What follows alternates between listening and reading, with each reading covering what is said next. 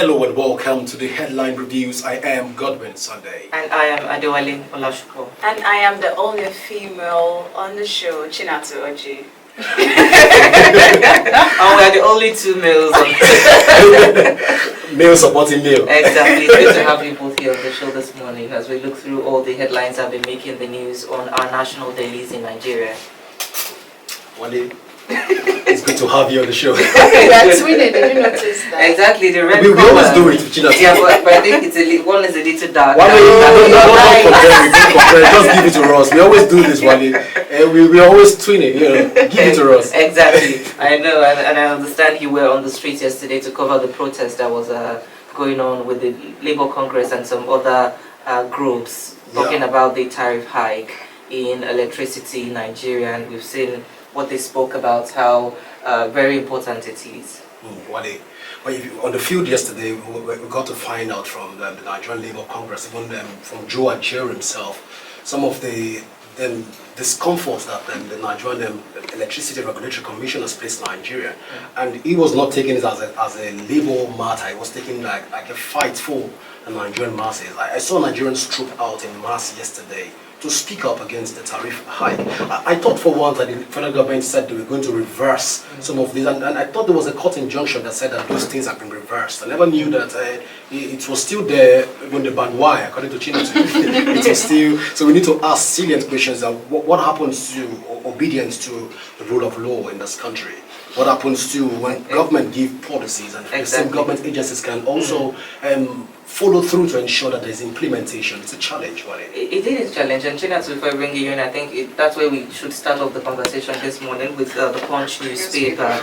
Electricity tariff hike, federal government convenes meeting as Labour threatens indefinite protest. The federal government of Nigeria will next week hold a crucial meeting to address the demands by organized labor for the restoration of the power subsidy and the reversal of the hike in electricity tariff. The spokesperson for the Ministry of Power, Mrs. Florence Eke, disclosed this to the Punch newspaper hours after the labor union disrupted activities of the ministry in Abuja on Monday. However, organized labor has threatened to continue with the protest indefinitely, stressing that it might take drastic action should the government fail to reverse the tariff hike. The nationwide protests were triggered by the federal government's decision to raise electricity tariffs and remove the subsidy from the power sector. Chinatu, I think this is where you also come in, because looking at what we covered yesterday, we've seen from the labor union that their demand has to be met, and now we see that the government says that they're going to call them into a meeting to have, of course, a dialogue with them and to come to an understanding to ensure that going forward, perhaps they will have to be called and consulted with before they make drastic issues. And I think it's an administration that listens, for one, because of course the levy that we saw on cybersecurity for banks in Nigeria, President Tinubu has called that to be postponed for now. That's on hold. So I think the government should surely do something with its electricity tariff hike, because a lot of people have said a lot about it, how it's pushing people into poverty and making life hard for people. I always stand on, we always have meetings with these people, but what is the outcome of these meetings? The government is calling on the labor and saying, okay, fine, we've taken away subsidy from the electricity tariff. But what happens? Will this meeting even hold? I mean, we've had meetings upon meetings upon meetings, but my problem is really the outcomes of this meeting. But like you rightly pointed out, the issue of the cybersecurity. We are hopeful, or we are hoping that the Nigerian government and the labor come together to see that this tariff, because if it doesn't end, like we have the band Y, we have the band C. I said perhaps it falls to them from band A to band Y. Band Y, and then I mean the common man can no longer afford electricity. Life can be tough, but please, can we have access to power, no matter how little? So if the government doesn't listen, if you don't have a government that doesn't listen, then we are jeopardizing what we call a democracy, and we don't want that to happen. Exactly. I like the way Chinatu always call it band Y. It sounds like Y for a reason, Exactly. All right, Wale, let me take you through to the leadership newspaper right now, where we have Still speaking of meeting, the president has been in a meeting since yesterday with his cabinet. Let me bring it to the leadership. He said, in line with his commitments to ensure energy security, drive utility, and cut high fuel costs, President Bola Tinubu has directed and mandated the procurement and compressed natural gas-powered vehicles by all government ministries, departments and agencies, according to a statement by presidential spokesperson Anjuri Ngelale. On Monday night, the president's directive was also in furtherance of Nigerians' efforts to transition to cleaner energy, as CNG-enabled vehicles have been adjudged to produce lower emissions, even as they present a more affordable alternative for Nigerians and energy consumers. Addressing members of the Federal Executive Council, FEC, at the State House in Abuja on Monday, President Tinubu affirmed that there was no turning back in the energy reforms initiated by his administration. Now let's bring this to context, Wale. Across the country right now, starting from Lagos State and down to Ogun State. Ogun State is taking a lead from Lagos State, and other states are also taking lead from neighboring states. And right now, the most talked about innovations in terms of motor and vehicles is what they call the compressed natural gas. That's the most talked about thing in terms of vehicles. Now, most BRTs in Lagos, as it were, are using the compressed natural gas. Same thing with Ogun State. Now, the federal government is saying if states can do this, of course, we can implement it at the nationwide scale, the nationwide scale. Let's take this to the people and let's begin to set the standard for all Nigerians to follow through.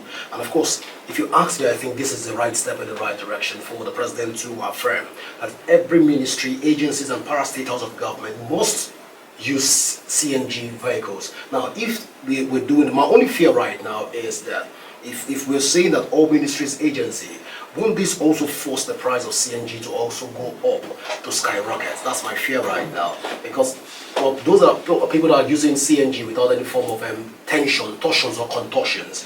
If they increase if they say mandate all ministries, agency, and parastatals to go into this, it will force the price to go up, which means that the average man might likely not be able to afford the CNG, just like we have with the LNG that we have right now. So it calls for concern, but it's kudos to Mr. President at this point in time, and from this table I'm saying kudos to Bola Ahmed Tinubu. Well, he would be proud of what he's doing, and I think people in his cabinet as well will be proud of his measures to cut carbon emissions as to address the issue of climate change in Nigeria. But Jonathan would agree with me that it goes beyond what the direction has been given for ministries and parastatals to switch to this. We have tens of millions of cars in Nigeria, and they are running on normal fuel and diesel engine.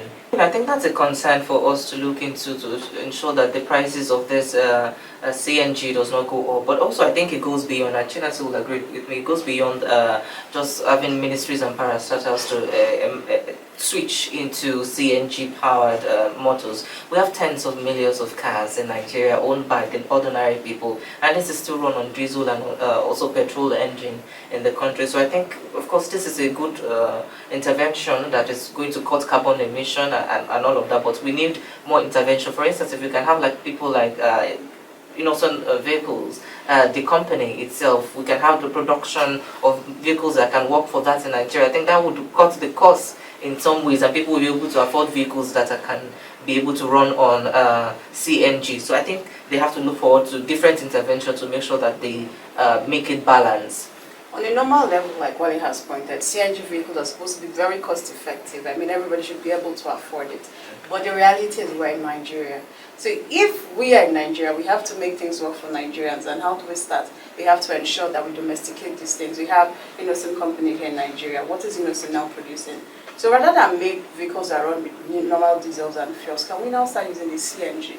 That is how we ensure that everybody is carried along. The common man can now buy his Passat or his Corolla and then run with the CNG. Otherwise, CNG is very effective because you're looking at the air pollution, you don't have that problem. You're looking at the kind of gas it emits, and you know that, yes, you're breathing in at least fresh air. So it's kudos, like Godwin had said, but then we need to put things in perspective to ensure that things run smoothly. Exactly.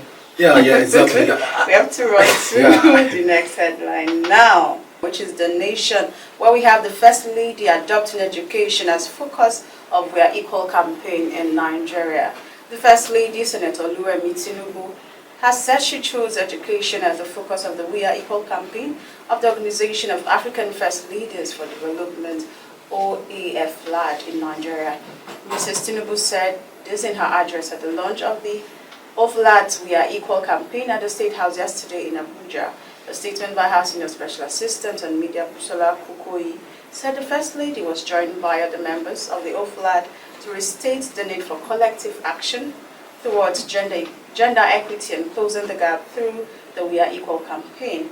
Mrs. Tinubu noted that making education the focus of the campaign, which is also tagged education as a powerful tool for change, no girl left behind, would not mean that the other three pillars, including health, gender-based violence, GBV, and economic empowerment, would be neglected.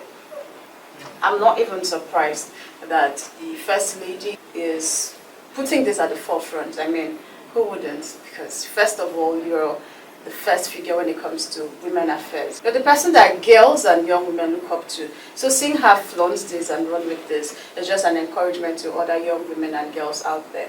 I mean, we want women to have access to education, safe education, quality life. And we can't have that if we do not have the person at the helm of affairs not running it. So seeing the wife of the president or the First Lady of the country running with this narrative, it just shows that women can be sure that they have somebody backing them up when it comes to education. And we know what they say when you train a woman, you're training the nation. I'm not saying this to slight. Indeed, of course, when you train a woman, you train the nation, and I'm just so happy that she's chosen education out of other equally important things, because we've seen the quality of education we're receiving in Nigeria, the state of educational infrastructure, the curriculum, and other issues that have been mentioned by major stakeholders in the industry. And I think it calls for concerns when we're having a congregation of African First Ladies. Yeah. It's very important that they are speaking about something that is quite important.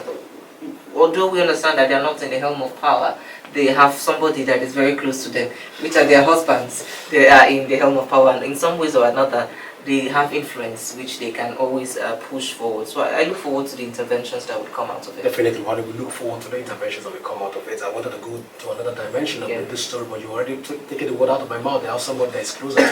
Exactly. So who am I to want to ask for that? Whenever I say we will change the narrative because this person is closer. But this is how far we can go to the one on the headline reviews. Yeah, it's been great having both of you do this.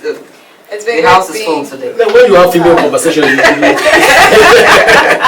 mean, who would you? And I think I need to receive the memo for the color next time we're on the show. All right. It's been wonderful, Chinatu. And thank you so much as well for being a part of today's conversation. Do all to follow us on all our social media platforms as we come here every day of the week to go through the headlines and making waves on our national dailies in Nigeria. So we'll come your way tomorrow.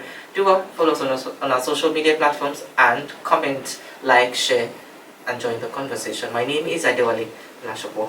And I am Chinatu Oji. And by God's grace, I am Godwin Sunday. And this is where we see. Bye.